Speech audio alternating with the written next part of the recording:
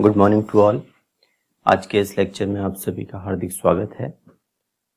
आज का जो हमारा टॉपिक है वो है सिट्रल का बी पार्ट, क्योंकि सिट्रल की पूरी स्टडी को हमने 3 पार्ट्स में डिवाइड किया था। ए पार्ट जो था वो था स्ट्रक्चर डिटर्मिनेशन ऑफ सिट्रल, जो हम पढ़ चुके हैं, और बी है सिंथेसिस ऑफ सिट्रल, जो हम आज पढ़ेंगे।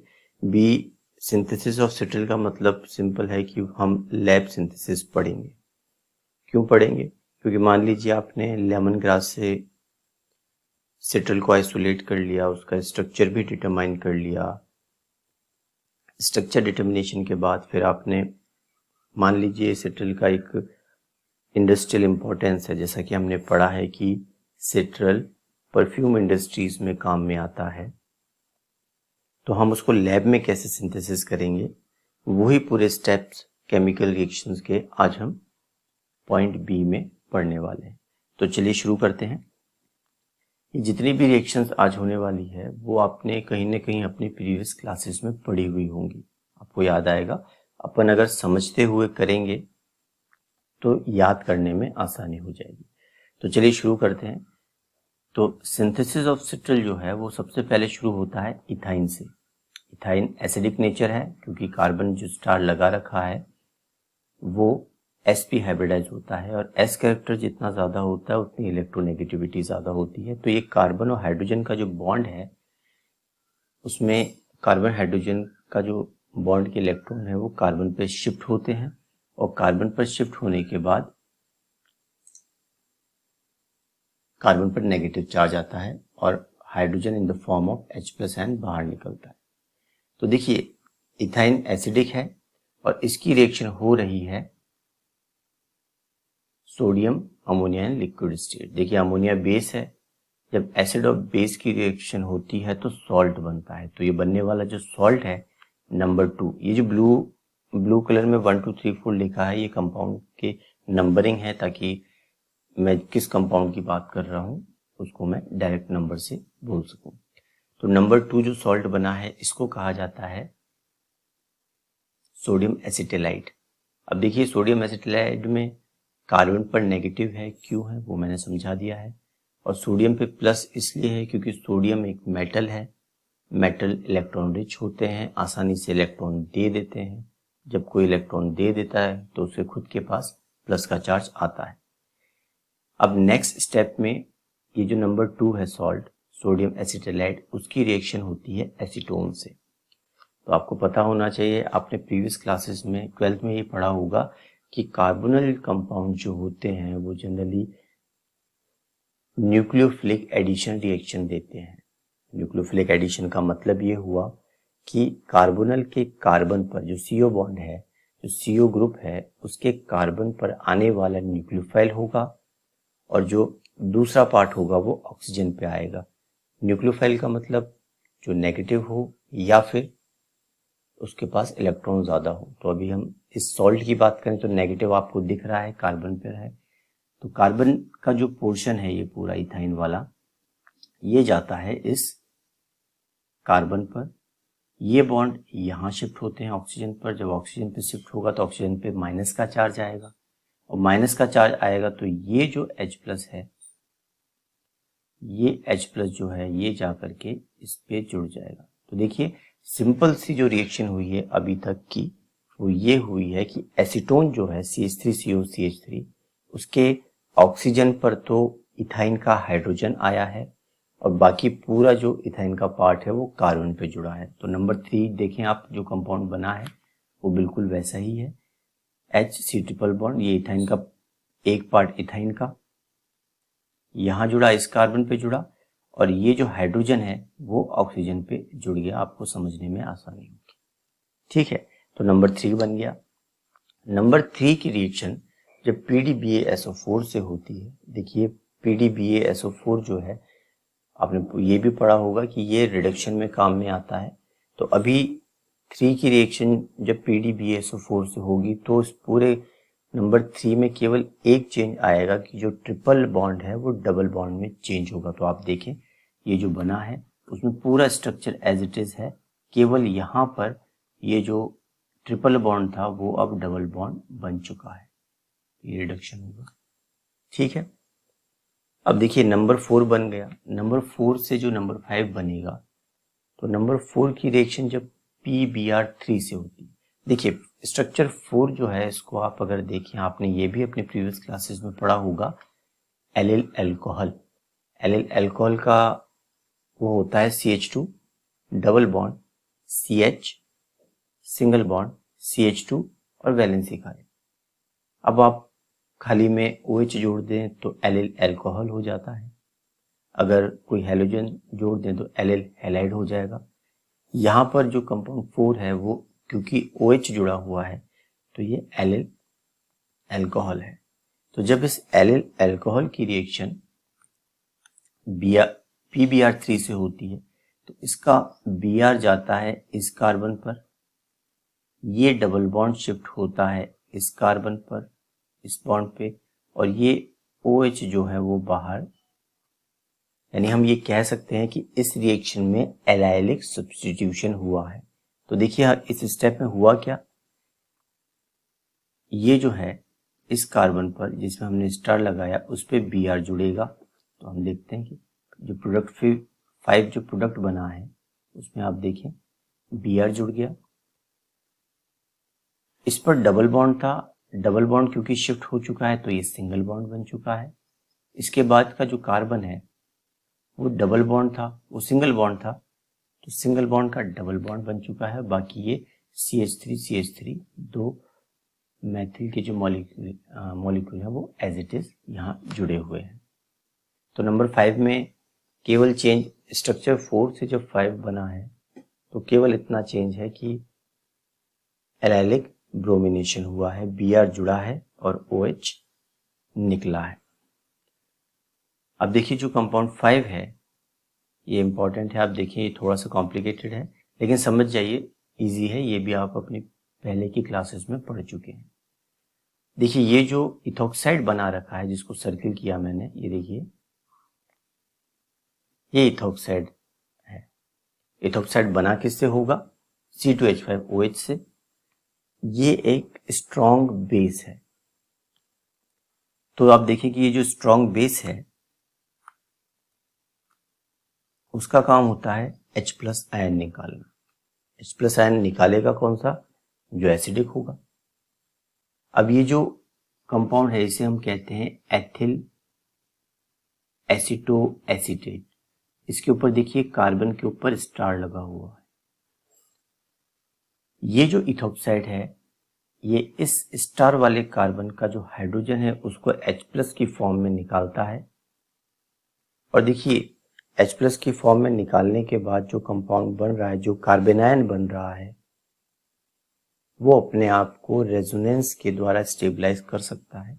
जैसे हम इसको पढ़ लेते हैं, देखिए आप ये स्ट्रक्चर हमने बनाई एथिल एसीटोएसीटेट की, CH3 C double bond O, ये C, ये H है, और इथोक्साइड ने क्योंकि एक हाइड्रोजन निकाल दिया H+ की फॉर्म में तो ये कार्बेनायन बन गया।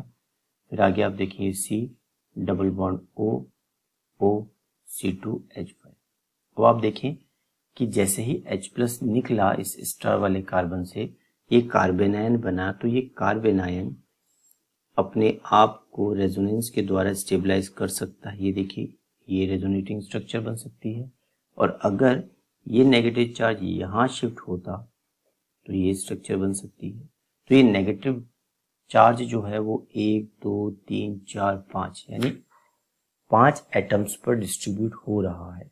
तो आप देखें कि ये इजीली फॉर्म हो जाएगा। तो अब देखिए ये जो कार्बेनायन बना है, तो आगे की जो 5th से जो 6th बनाना है उसमें सिंपल कोई चेंज नहीं करना है आपको। आप क्या करेंगे, ये जो एथिल एसीटोएसीटेट है उसका जो कार्बेनायन हमने जो बनाया है उस कार्बेनायन को जाकर के, ये देखिए ये जो कार्बेनायन हमने बनाया है उसको जाकर के आप Br वाले कार्बन पे जोड़ दीजिए और Br को बाहर निकाल दीजिए। हम ये कह सकते हैं कि ये जो पूरा स्ट्रक्चर है इसमें देखिए इसको यहाँ जाना है और ये Br को बाहर निकलना है। अब हम स्ट्रक्चर जब भी आप बनाए बड़े स्ट्रक्चर को, उसको आप एक तरफ से बनाना शुरू करें। फॉर एग्जांपल हमने यहाँ से शुरू किया है एथिल एसीटो एसीटेट, तो सबसे पहले है CH3, तो यहाँ देखिए ये CH3 हो गया, ये CO है, ये CO हो गया। अब देखिए ये CH2 है, CH2 का एक हाइड्रोजन निकल चुका है, फिर कार्बेनाइन बना। अब ये कार्बन किससे जुड़ा, इस वाले कार्बन से, तो हमने, और इस कार्बन से और क्या जुड़ा हुआ है, COOC2H5, तो देखिए ये जुड़ा हुआ है COOC2H5। इसके आगे क्या जुड़ा हुआ होगा, इसके आगे जुड़ा हुआ होगा ये पूरा नंबर 5, तो नंबर 5 देखिए ये C, इसके दोनों हाइड्रोजन, फिर सिंगल बॉन्ड, फिर डबल बॉन्ड, और ये दोनों CH3 के मॉलिक्यूल। तो 5 से जो 6 बनना है उसमें आप सिंपल सा एक लाइन ध्यान रखिए, कंसेप्चुअल ये ध्यान रखिए कि इथोक्साइड जो है वो स्ट्रॉन्ग बेस है, बेस का काम होता है हाइड्रोजन निकालना, तो वो हाइड्रोजन कौन सा निकालेगा, जिस कार्बन पे हमने स्टार लगा हुआ है एथिल एसीटो एसीटेट में, ये वाला इसमें निकला। अब आप देखें कि, और सिंपल सी रिएक्शन क्या करनी है, ये न्यूक्लियोफिलिक सब्स्टिट्यूशन हुआ है, मतलब ये जो पूरा पोर्शन है एथिल एसीटो एसीटेट का, एक हाइड्रोजन निकालने के बाद जो कार्बेनाइन बन रहा है उस पूरे को ले जाके आप Br वाले कार्बन पे जोड़ दीजिए और Br को बाहर निकाल दीजिए। तो और बिल्कुल आप एथिल एसीटो एसीटेट से बनाना शुरू करें एक स्ट्रक्चर से, तो CH3CO, फिर C, फिर COOC2H5, उसके ऊपर हाइड्रोजन, और फिर बाकी पूरा पोर्शन जो है एज इट इज बन जाएगा आपका 6 पोर्शन। आप इसको खुद करके देखेंगे तो बहुत इजी रहेगा आपको।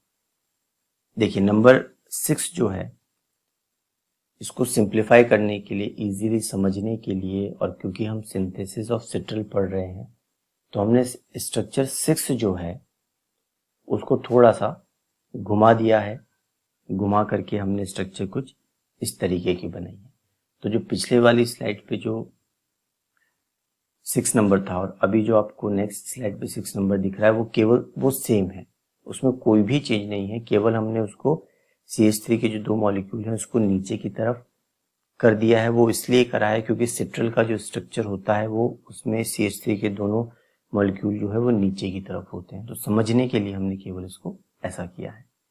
तो अब आप देखें जो 6 से जो 7 बनना है वो कैसे बनेगा, जब 6 की, जिसको हम 6 को बीटा कीटो एस्टर भी कहते हैं, तो 6 की रिएक्शन बेस के प्रेजेंस में और हीट अगर किया जाता है, बेस के प्रेजेंस में रिएक्शन होती है और इसको हीट किया जाता है तो कंपाउंड 7 बनता है। तो आप देखें कंपाउंड 7, ये भी एक कीटोन है, ये देखिए आप, ये पूरा एक कीटोन बन चुका है।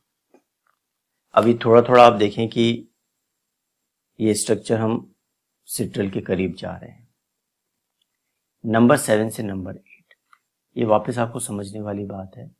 देखिए ये जो स्ट्रक्चर दिख रहा है ये RMGX टाइप का है, या फिर हम कहें ये GR है, ग्रिग्नार्ड रिएजेंट है, GR, R, M, G और X।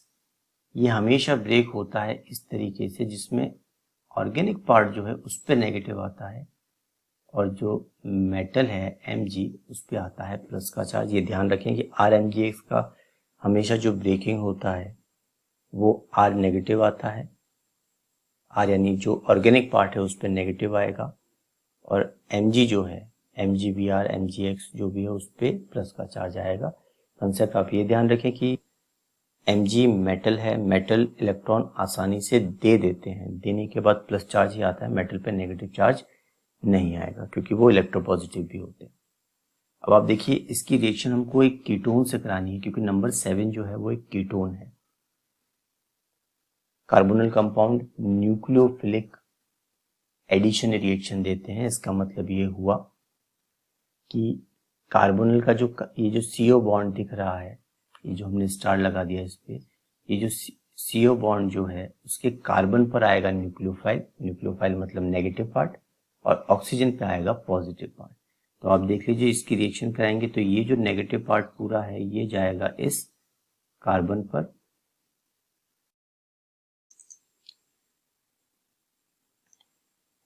और ये पॉजिटिव पार्ट जो है, मतलब ये MgBr जो है वो जाता है आपके इस ऑक्सीजन पर। तो नेगेटिव पार्ट गया कार्बन पर और पॉजिटिव पार्ट गया MgBr। लेकिन आप थोड़ा सा ध्यान रखें कि आपने पहले भी पढ़ा होगा इसको, कार्बोनिल की रिएक्शन जब RMgX से होती है तो फाइनल प्रोडक्ट जो बनता है वो हाइड्रोलिसिस से बनता है।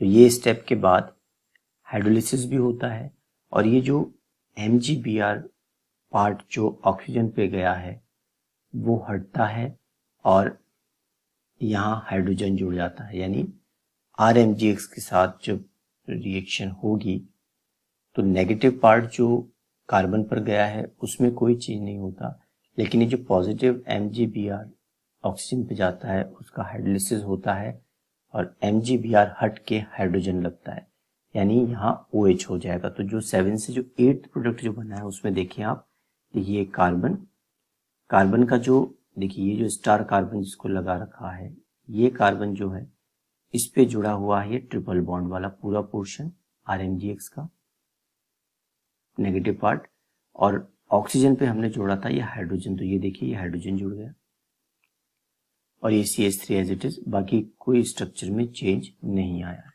तो 7 से 8 बनाने में जब इसकी RMgX के या GR के साथ रिएक्शन होती है ग्रिग्नार्ड रिएजेंट के साथ, तो नेगेटिव पार्ट को कार्बन पे जोड़िए और पॉजिटिव पार्ट जो MgBr है उसे ऑक्सीजन पे जोड़िए, इसके बाद हाइड्रोलिसिस कराइए और MgBr हट करके हाइड्रोजन लग जाएगा और फिर वो प्रोडक्ट पूरा बन जाता है। तो देखिए सिट्रल का स्ट्रक्चर जो है उसके जैसा ही स्ट्रक्चर है थोड़ा थोड़ा 8 नंबर।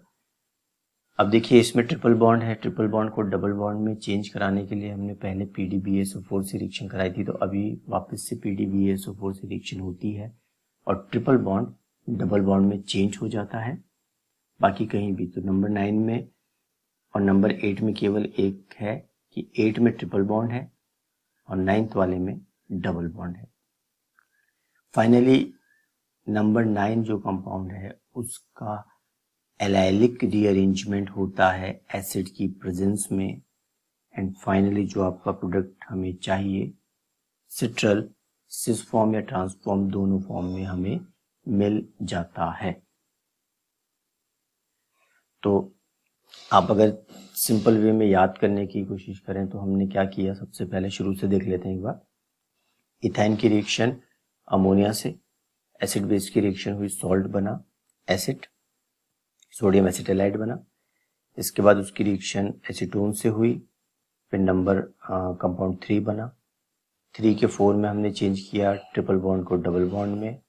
इसके बाद 4th की रिएक्शन हुई PBr3 से। PBr3 से क्या हुआ, एलाइलिक सब्स्टिट्यूशन हुआ, OH हटा Br जुड़ा, इससे बना 5th number compound. 5th number जो कंपाउंड है उसकी रिएक्शन हुई आपकी बेस की प्रेजेंस में एथिल एसिटोएसिटेट से। पूरा प्रोसेस हमने बताया, आपको एक्सप्लेन किया कि जो एथिल एसिटोएसिटेट का जो CH2 था उसमें से एक हाइड्रोजन निकाल के कार्बन पर नेगेटिव लगाइए और उस पूरे को जोड़ दीजिए नंबर कंपाउंड नंबर 5 जो है उसके Br वाले कार्बन पर और Br को बाहर निकाल दीजिए, फिर बन जाता है आपका 6। स्ट्रक्चर 6 को समझने के लिए हमने थोड़ा सा उसको रोटेट कर लिया। 6 के बाद उसकी रिएक्शन हुई बेस से और हीट कराया गया। उसके बाद आपका जो स्ट्रक्चर 6 है उसको हमने बीटा कीटो एस्टर भी कहा। 6 से फिर 7 बनता है, 7 एक कीटोन है, कीटोन की रिएक्शन होती है फिर आपके RMgX से GR से, और GR से रिएक्शन होने के बाद ये है कि GR का ब्रेक हमेशा कैसे होता है, एल्काइल जो ऑर्गेनिक पार्ट है वो नेगेटिव जाता है और मेटेलिक पार्ट पॉजिटिव जाता है, और कीटोन का जो कार्बोनल है उसके कार्बन पर जाएगा नेगेटिव पार्ट, ऑक्सीजन पे जाएगा पॉजिटिव पार्ट, फिर हाइड्रोलिसिस होता है और फाइनली OMgBr जो था उसमें MgBr हट करके हाइड्रोजन लग जाता है और आपका जो कंपाउंड है वो नंबर 8 बन जाता है। लेकिन नंबर 8 में ट्रिपल बॉन्ड है, ट्रिपल बॉन्ड से फिर आप डबल बॉन्ड कैसे लाएंगे, PDBSO4 से, और फाइनली कंपाउंड 9 बनता है और 9 का एलाइलिक रीअरेंजमेंट होता है और आपका जो प्रोडक्ट बनेगा वो बनता है आपका सिट्रल जो सिस फॉर्म या ट्रांसफॉर्म में मिल सकता है। तो ये रिएक्शन पहली वाली क्लासेस में आपने पढ़ रखी है। अगर थोड़ा सा आप और कोशिश करेंगे इसको आप हाथ चलाने की तो आपको इजीली ये याद हो जाएगी कंसेप्ट के साथ। आज के लेक्चर के लिए बस इतना ही। लेक्चर देखने के लिए आपको थैंक यू।